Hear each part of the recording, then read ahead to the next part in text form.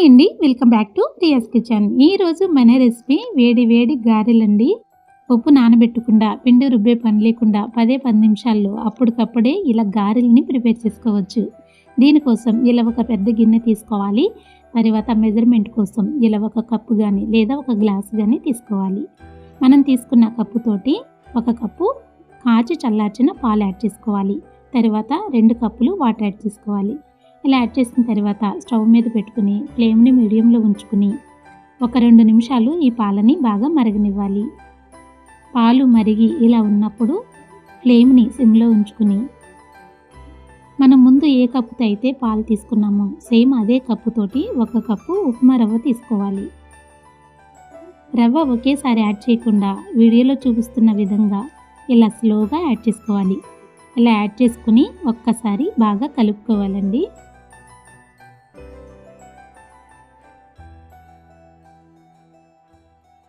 ఇలా కలపడం స్టార్ట్ చేసిన తర్వాత 1 నిమిషం పాటు కలుపుకుంటూనే ఉండాలి.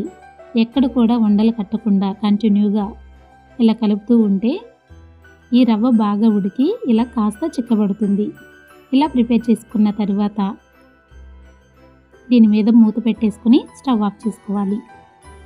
1 నిమిషం ఇలా వదిలేయాలండి. ఈ రవ్వ బాగా ఉడికి ఈ విధంగా ఉంటుంది. ఇలా ఉంటేనే మనకి గారెలు అనేవి చాలా బాగా వస్తాయి. ఒక్కసారి బాగా కలుపుకుని కాస్త వేడి చల్లారేంత వరకు పక్కన పెట్టుకోవాలి. ఒక 2 నిమిషాల తర్వాత కాస్త చల్లారిన తర్వాత ఇందులోకి టేస్ట్కి సరిపడా సాల్ట్ యాడ్ చేసుకోవాలి. సన్నగా కట్ చేసుకున్న పుదీనా, కొత్తిమీర యాడ్ చేసుకోవాలి. సన్నగా కట్ చేసుకున్న కొంచెం మునగాకు, కరివేపాకు యాడ్ చేసుకోవాలి. కారానికి సరిపడా చిల్లీస్ యాడ్ చేసుకోవాలి. దంచిన అల్లం పేస్ట్ యాడ్ చేసుకోవాలి. ఇలా యాడ్ చేసుకున్న తర్వాత ఒక్కసారి బాగా కలుపుకోవాలి. ఇలా కలిపేటప్పుడు పొడి పొడిగా అనిపిస్తే చేయిని ఒక్కసారి వాటర్లో తడిపి బాగా కలుపుకోవాలి. చూస్తే ఈ విధంగా ఉండాలండి. ఇలా రెడీ చేసుకుని పక్కన పెట్టుకున్న తర్వాత స్టవ్ ఆన్ చేసుకుని స్టవ్ మీద ఒక ప్యాన్ పెట్టుకుని డీప్ ఫ్రైకి సరిపడా ఆయిల్ యాడ్ చేసుకోవాలి. ఆయిల్ హీట్ అయ్యేలోపు మనం రెడీ చేసుకున్న పిండి నుంచి కొద్దిగా తీసుకుంటూ గారెల్లాగా ప్రిపేర్ చేసుకోవాలి. ఇలా చేసుకున్న తర్వాత ఒక్కొక్కటి ఆయిల్లో నిదానంగా వదులుకోవాలండి.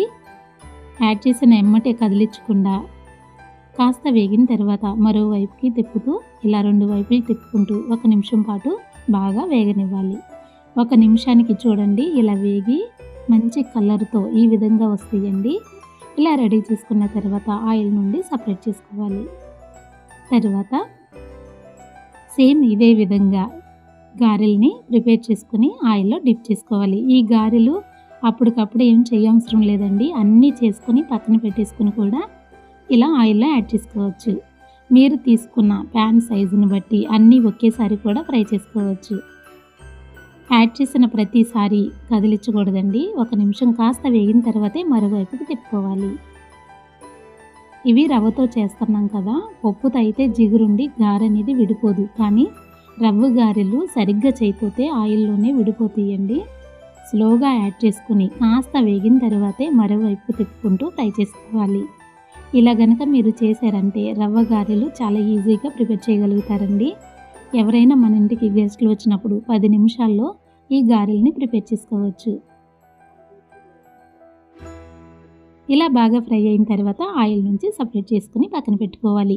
సేమ్ ఇదే విధంగా 2-3 బ్యాచ్ల కింద గారెల్ని ప్రిపేర్ చేసుకోవాలి. అంతే అండి, ఎంతో సింపుల్గా రవ్వ గారెలు ఇలా ప్రిపేర్ చేసుకోవచ్చు. టేస్ట్ అయితే చాలా బాగుంటుంది. పైన క్రిస్పీగా లోపల సాఫ్ట్గా చాలా బాగుంటాయండి. తక్కువ ఆయిల్ పీల్చుకుని గారెలు ఈ విధంగా ఉంటాయి. Thank you.